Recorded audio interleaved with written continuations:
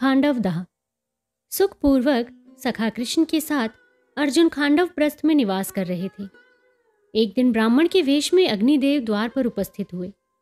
अर्जुन से बोले, हे महावीर पांडुनंदन, मैं अग्नि हूं। 100 वर्ष तक श्वेत राजा के यज्ञ में हवि खाते खाते मुझे अजीर्ण हो गया है। यदि खांडव वन के जीव मुझे दग्ध करने को मिले तो मेरा रोग दूर हो जाए, परंतु इसके लिए एक बड़ी अड़चन है। यहाँ तक्षक रहता है, वो इंद्र का मित्र है। वहां आग लगने पर इंद्र उसकी मदद करेगा, वरुण को बुलाकर जल द्वारा आग बुझवा देगा। वन को दग्ध करने में आप मेरी सहायता कीजिए। अर्जुन ने कहा, मुझे आपकी सेवा मंजूर है, परंतु मेरे ऐसे अस्त्र नहीं जिनसे मैं इंद्र का सामना कर सकूं। यदि आप मुझे दिव्य अस्त्र प्रदान करें तो अवश्य मैं आपके कार्य में सहायक रहूंगा। ये सुनकर अग्निदेव बहुत प्रसन्न हुए। उन्होंने गांडीव नाम का विशाल धनुष, हमेशा तीरों से भरा रहने वाला अक्षय नाम का तरकस और वरुण देव से प्राप्त कर कपिध्वज नाम का विशाल रथ अर्जुन को दिया। अर्जुन को बड़ी प्रसन्नता हुई। श्री कृष्ण ने अपने मित्र की मदद के लिए सारथी होना स्वीकार कर लिया। अर्जुन अग्निदेव की इच्छा पूरी करने के लिए खांडव वन को चले। देखते देखते खांडव वन सहस्त्र ज्वालाओं से प्रज्वलित हो उठा। जीव जंतु घोर चित्कार करने लगे। हाथी, बाघ, सिंह, चीते, गैंडे, रीछ, सांप और अनेक जातियों के पक्षी उस वन में वास करते थे। सब उस प्रचंड अग्नि में जलकर भस्म होने लगे। श्री कृष्ण बड़ी तेजी से वन के चारों ओर तेजस्वी घोड़ों से चक्कर लगा रहे थे। जो पशु बाहर भागने का प्रयत्न करता था वो अर्जुन के बाण से विद्ध होकर प्राण खोता था। आकाश मार्ग से उड़कर भागने वाले पक्षी भी शरबिद्ध होकर जलती हुई अग्नि में गिरकर भस्म होते थे। खांडव वन दाह की खबर इंद्र को भी हुई। उन्होंने मेघों को भेजकर जल वर्षा द्वारा अग्नि को बुझा देने की आज्ञा दी। चारों ओर काली काली भयानक छटा छा गई। कृष्ण ने अर्जुन को सचेत करते हुए समझाया कि ये इंद्र के भेजे हुए बादल हैं। बहुत संभव है देवराज से तुम्हें युद्ध करना पड़े। वीर पांडुनंदन पार्थ ने वायव्य अस्त्रों के द्वारा मेघों को उड़ा दिया। तब इंद्र स्वयं युद्ध करने के लिए आए। बड़ी देर तक दोनों ओर से बाणों की वर्षा होती रही। अर्जुन का पराक्रम प्रबल पड़ता गया। अपने मित्र तक्षक को इंद्र ना बचा सके। इंद्र ने जब किसी तरह विजय की आशा न देखी तब साक्षात कृष्ण और अर्जुन के सामने प्रकट हुए और समर कौशल के लिए बार बार अर्जुन की तारीफ करने लगे। देवराज को प्रसन्न देखकर अर्जुन ने उनसे दिव्यास्त्र मांगे। इंद्र ने कहा, ये मनोरथ भगवान आशुतोष की आराधना से सिद्ध होता है। ये कहकर पुत्र को स्नेह देकर देवराज इंद्र, कृष्ण और अर्जुन से विदा हो गए। अब तक अग्निदेव का कार्य भी समाप्त हो चुका था। इस दाह में केवल 6 प्राणी बचे थे। अश्वसेन, मायासुर और शारंग पक्षी के रूप में रहने वाले मंदपाल मुनि के 4 पुत्र। अग्निदेव प्रसन्न होकर अर्जुन को आशीर्वाद देने लगे। मायासुर भी अर्जुन के पास आया और प्राणों की भिक्षा पाने के कारण कृतज्ञ होकर अपनी सेवा के लिए विनय करने लगा। श्री कृष्ण ने उससे कहा, हे शिल्पी श्रेष्ठ, महाराज युधिष्ठिर के लिए खांडव प्रस्थ में तुम ऐसा उत्तम भवन का निर्माण करो जैसा लोगों की दृष्टि में आज तक ना पड़ा हो। सभा पर्व, सभा भवन, राजसूय यज्ञ और जरासंध वध। कृष्ण के कहने पर मैं दानव कैलाश के उत्तर गया। वहां दानवों की एक राजधानी थी। वहीं बिंदु नाम के सरोवर के पास दानवों के यज्ञ के लिए बनाए गए सुविशाल सभा भवन के मनोहर कारीगरी के चित्ताकर्षक सामान रखे थे। मैं दानव वो सब एकत्र कर खांडव प्रस्थ ले आया। खांडव दाह के बाद कृष्ण अर्जुन के साथ पांडवों के पास चले आए। मैं को देखकर कृष्ण बहुत प्रसन्न हुए और महाराज युधिष्ठिर से उसकी तारीफ की। शुभ मुहूर्त देखकर सभा भवन की नींव डाली गई। मैं पूरी तल्लीनता से सभा निर्माण करने लगा। कुछ दिनों तक पांडव के यहाँ रहकर कृष्ण ने द्वारका की यात्रा की। 5 पांडव, कुंती, द्रौपदी तथा सुभद्रा ने सजल नेत्रों से उन्हें विदा किया। कृष्ण बड़ी बड़ी आशाएं दिलाकर गए थे। पांडवों की, विशेषकर भीम और अर्जुन की अपार शक्ति को प्रत्यक्ष कर उनमें यथेष्ट उत्साह भर गए थे। यथा समय सभा भवन निर्मित हो गया। इसमें मणि, मोती, हीरे, पन्ने, पुखराज ये सब कितनी कीमत तक के लगे थे, इसका हिसाब नहीं हो सकता। दिव्य सरोवर, उद्यान, फर्श आदि ऐसे थे, उस समय भारतवर्ष में और कहीं न थे। उस सभा भवन की सजावट तथा विभूति देखकर जागता हुआ मनुष्य भी स्वप्नावेश में हो जाता था। कहीं कहीं ऐसी स्वच्छता थी कि फर्श जल भरा सरोवर ज्ञात होता था। मणि के सोपान, कमल और हंस आदि देखकर लोग मुग्ध हो जाते थे। वाटिका में सब रत्नों की कारीगरी थी, पर देखकर लोग समझते थे कि असमय में गंधराज, बेला, चमेली, चंपा, युथिका आदि पुष्प खिले हुए हैं। उनमें फूलों की रूह इस तरह भर दी गई थी कि ये सुगंध भी देते थे। शुभ समय निश्चित कर महाराज युधिष्ठिर इसी भवन में राज सिंहासन पर आसीन हुए। भांति भांति के उत्सव होने लगे। ब्राह्मणों को पकवान आदि भोजन करा प्रचुर दक्षिणा दी गई। देश देश के कलावंत आए और अपनी विद्या का प्रदर्शन कर गए। इसी समय देवर्षि नारद ने आकर युधिष्ठिर की बड़ी प्रशंसा की। सभा भवन को देखकर महाराज युधिष्ठिर के अपार ऐश्वर्य का निश्चय करके नारद जी ने उन्हें राजसूय यज्ञ करने के लिए कहा। एक दिन महाराज युधिष्ठिर ने मंत्रियों को बुलाकर उनकी भी राय ली। सबने समस्वर से राजसूय यज्ञ करने की सलाह दी, परंतु इसके लिए दिग्विजय की आवश्यकता है और ये प्रजा के पूर्ण सहयोग से ही हो सकती है। ऐसा विचार महाराज युधिष्ठिर ने किया और एक दिन उसी सभा भवन में अपनी सारी प्रजा का आवाहन किया। प्रजा युधिष्ठिर के शासन से परम प्रसन्न थी।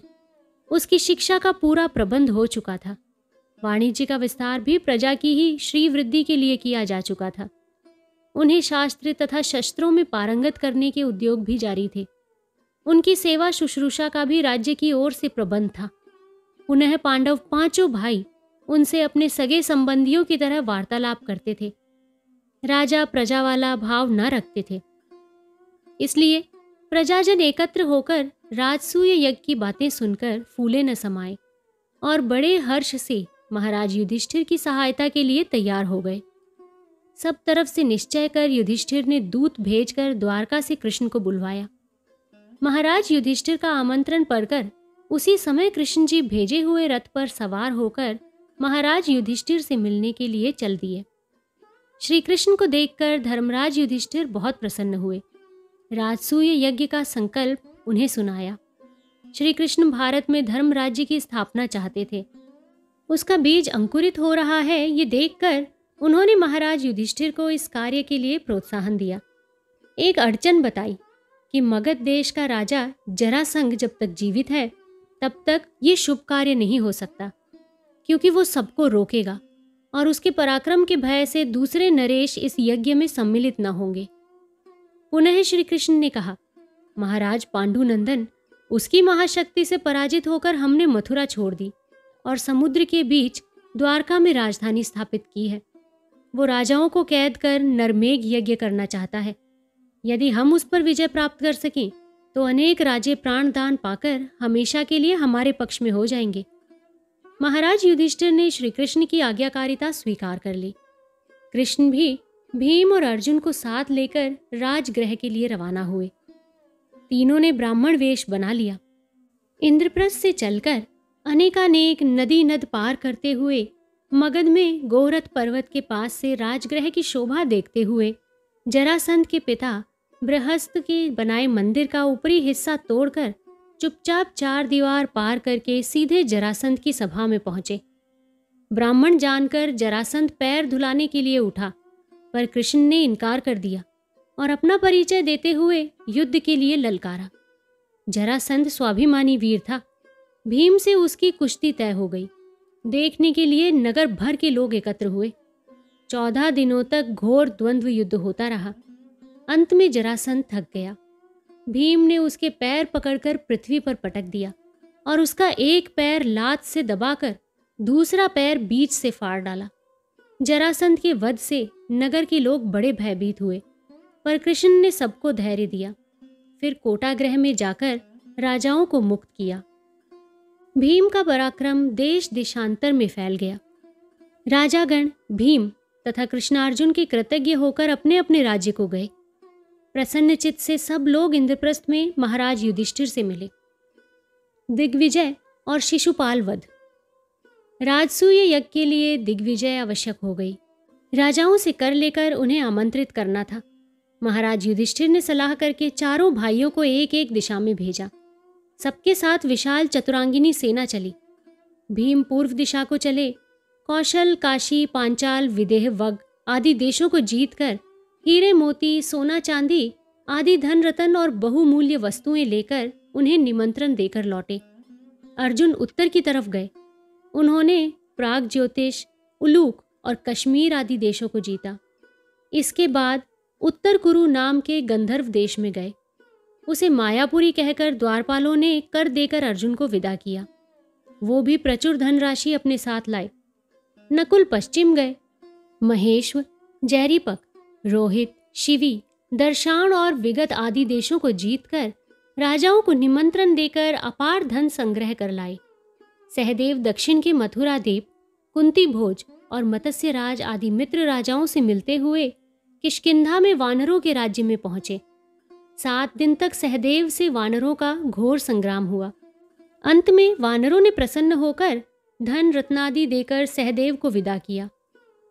पश्चात कच्छ, द्रविड़, कलिंग, पुरी आदि देशों से उन्होंने कर वसूल किया और खबर भेजकर विभीषण से भी मैत्री रूप मोती आदि मंगवा लिए। सभी भाई दिग्विजय करके यथा समय इंद्रप्रस्थ वापस आए। महाराज युधिष्ठिर के खजाने में धन रत्नों के ढेर लग गए। बड़े समारोह से यज्ञ की कार्यवाही होने लगी। भगवान श्री कृष्ण, द्वैपायन, व्यास इस यज्ञ के प्रधान नियत किए गए। धौम्य तथा याज्ञवल्क्य वसु के पुत्र और पौत्र होता हुए। इनके शिष्य आदि सहायक रहे। बड़े उपचारों से यज्ञ का अनुष्ठान शुरू हुआ। देश देश के वैदिज्ञ ब्राह्मण बुलाए गए। दिन रात वेद मंत्रों का गान होने लगा। कश्यप, पराशर, वामदेव, जैमिनी, वैशपायन, च्यवन, विश्वामित्र, कण्व, गौतम, मंत्रेय, भारद्वाज आदि ऋषि महर्षि भी आमंत्रित होकर आए। द्रुपद, विराट, जयद्रथ, शिशुपाल, भगदत्त, बलराम, धृष्टद्युम्न आदि नरेंद्रगण चारों दिशाओं में एक एक कर यथा समय उपस्थित होने लगे। हस्तिनापुर से भी भीष्म, द्रोण, कृप, अश्वत्थामा, धृतराष्ट्र, विदुर, दुर्योधन, दुशासन आदि आमंत्रित होकर यज्ञ देखने के लिए पधारे। कृष्ण की राय से महाराज युधिष्ठिर ने सबको यथोचित कार्य का भार दिया। भीष्म और द्रोण को यज्ञ की कार्यावली के निरीक्षण का भार सौंपा। कृपाचार्य को सुवर्ण रत्नों की परीक्षा तथा ब्राह्मणों को दक्षिणा देने का, महाराज दुर्योधन को राजा महाराजाओं के उपहार स्वीकार करने का, अश्वत्थामा को ब्राह्मणों के सत्कार का, दुशासन को भोजन भंडार का, श्री कृष्ण ने स्वयं ब्राह्मणों के चरण धोने का कार्य स्वीकार किया। जब सब राजा एकत्रित हो गए और सबके आदर सत्कार की बारी आई तो महाराज युधिष्ठिर ने पितामह भीष्म को प्रणाम करके पूछा कि किसकी पूजा पहले होनी चाहिए। भीष्म ने कहा, यहाँ उपस्थित लोगों में कृष्ण ही सबसे श्रेष्ठ हैं। सुनकर सहदेव कृष्ण के पैर पखारने लगे। शिशुपाल को ये कार्य बड़ा बुरा लगा।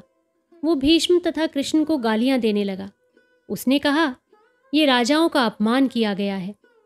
वृद्ध भीष्म की बुद्धि मारी गई है। यहाँ तो कृष्ण के पिता भी मौजूद हैं, तो क्या वो अपने पिता से भी बढ़कर हो गया? भगवान व्यासदेव, आचार्य द्रोण आदि पूज्यपाद पुरुष प्रवरों के रहते हुए कृष्ण को पूजा करके पांडवों ने तथा वृद्ध भीष्म ने मूर्खता प्रदर्शित की है। यदि राजा की पूजा करनी थी तो यहाँ नरेंद्र, शिरोमणि, दुर्योधन, शाल्य, शल्य, रुक्मी ये सब विद्यमान थे। मेरी समझ में न आया कि कृष्ण सर्वश्रेष्ठ कैसे हो गया। शिशुपाल के तरफदार दुर्योधन आदि राजाओं को इस भर्त्सना से बड़ी प्रसन्नता हुई, पर पितामह को कुवाक्य कहते हुए सुनकर भीम से ना रहा गया। गुस्से में उनका सारा बदन भर गया। वो झपटकर शिशुपाल की ओर चले तो भीष्म ने उन्हें पकड़कर स्नेह की दृष्टि से देखते हुए शांत किया। श्री कृष्ण चुपचाप खड़े हुए गालियां सुनते रहे। शिशुपाल कृष्ण की बुआ का लड़का था। बचपन में शिशुपाल को बदमाश जानकर उसकी माता ने कृष्ण से कहा था, इसके 100 कसूर भी माफ कर देना। कृष्ण इसलिए शांत भाव से खड़े सुन रहे थे। कृष्ण को गालियां देकर शिशुपाल फिर भीष्म को जलीकटी सुनाने लगा।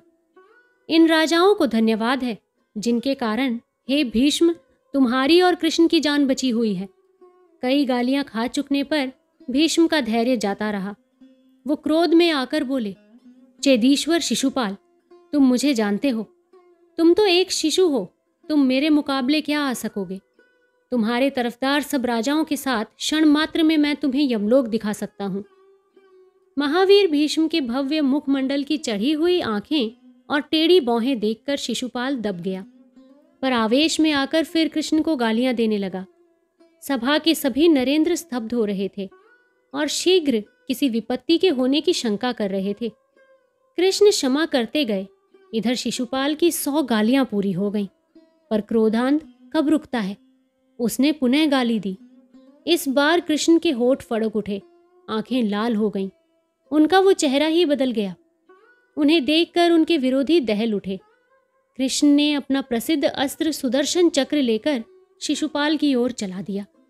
देखते देखते उसका सिर कटकर जमीन पर आ गिरा। नरेंद्र मंडल में आतंक फैल गया। महाराज युधिष्ठिर ने हाथ जोड़कर कृष्ण जी को विनय करते हुए उन्हें शांत किया। पश्चात राजाओं को परितृप्त किया। पुनः शिशुपाल के पुत्र महिपाल को उसके पिता के सिंहासन पर अधिरूढ़ किया। इस प्रकार शांति होने पर पुनः यज्ञ की कार्यबली शुरू हुई। चारों ओर पांडवों की प्रशंसा होने लगी। इसी समय राजप्रासाद में विचरण करता हुआ दुर्योधन वहां पहुंचा जहां मैंने स्थल को जल रूप निर्माण किया था। जल समझकर दुर्योधन कपड़े समेटने लगा। वहीं कुछ दूर पर द्रौपदी खड़ी थी। दुर्योधन का दृश्य देखकर हंसने लगी और सुनाकर बोली, अंधे के अंधा ही पैदा होता है। आवाज दुर्योधन के कान में पड़ी। उसका चेहरा उतर गया, पर कुछ न कहकर उस अपमान को दुर्योधन पी गया। पुनः कुछ दूर चला तो वहां एक ऐसा आईना था जो पारदर्शी था। दुर्योधन की समझ में न आया कि यहाँ आईना जड़ा हुआ है। वो उसे रास्ता समझकर सीधे चलता गया। इससे उसका सर आईने से टकरा गया। साथ भीम भी थे। अब की भीम को भी हंसी आ गई। राजा और खास तौर से दुर्योधन जैसे अभिमानी राजा के लिए ये साधारण अपमान न था, पर कोई उपाय न था। इसीलिए जलकर दुर्योधन अपने ही आत्मा में उस आग को दबाकर रह गया। बदले के लिए समय की प्रतीक्षा करने लगा। यज्ञ सकुशल समाप्त हुआ। दुशासन अजस्त्र दान कर करके भंडार को खाली कर देना चाहता था, पर वो साक्षात लक्ष्मी का भंडार था। स्वयं विष्णु के अवतार श्री कृष्ण पांडवों से सहयोग कर रहे थे। वो कैसे रिक्त होता। फल ये हुआ कि आशा से अधिक भोजन पान तथा दान दक्षिणा आदि पाकर ब्राह्मण लोग अत्यंत प्रसन्न हुए और पांडवों का यशोगान करते हुए अपने अपने घरों को गए। देश देश के कलावत भी पांडवों की कीर्ति गाथा और आदर सत्कार आदि की चारों ओर प्रशंसा करने लगे। नरेंद्र मंडल भी सब तरह से सुखी तथा पांडवों के आतिथ्य से प्रीत होकर विदा हुआ। श्री कृष्ण को काफी समय लग गया। सबके चले जाने के बाद उनकी विदाई हुई। उनकी बहन सुभद्रा भी भाई के साथ गई। द्वारका पहुंचकर कृष्ण ने देखा द्वारका की वो शोभा नष्ट भ्रष्ट कर दी गई थी। पूछने पर मालूम हुआ कि शिशुपाल का मित्र शाल्य अपने मित्र का बदला लेने के लिए कृष्ण की अनुपस्थिति में वायुयान द्वारा आकाश मार्ग से द्वारका पर चढ़ाया था। साथ उसकी सेना भी आकाश मार्ग से लड़ रही थी। द्वारका के अधिकांश वीर पांडवों के यहाँ आमंत्रित होकर चले गए थे। शत्रु पक्ष आकाश मार्ग से परशु भल्ल शक्ति तोमर शत्रुघ्नि आदि अस्त्र शस्त्रों की वर्षा कर द्वारका को ध्वस्त करने लगा। तब प्रद्युम्न के सेनापतित्व में एक सेना शत्रु का सामना करने के लिए चली। शाल्व पराजित होकर भाग गया है सुनकर कृष्ण को बड़ा कोप आया। उन्होंने उसी क्षण चतुरांगिनी सेना लेकर शाल्व की राजधानी पर चढ़ाई कर दी। शाल्व वायुयान पर चढ़कर समुद्र की ओर भाग गया। कृष्ण के पास वायुयान न था। वो भूमि से ही उसका मुकाबला करने के लिए समुद्री तट घेरे रहे। ये लौटा और कृष्ण पर शरों के प्रहार करने लगा। कृष्ण ने नीचे से ही उसके तीर काट दिए और दिव्यास्त्र द्वारा उसके वायुयान के 2 खंड कर दिए। शाल्व पृथ्वी पर चक्कर खाता हुआ आ गिरा। कृष्ण ने उसे पकड़कर खड्ग द्वारा उसके 2 टुकड़े कर दिए। इस प्रकार बदला लेकर द्वारका लौटे।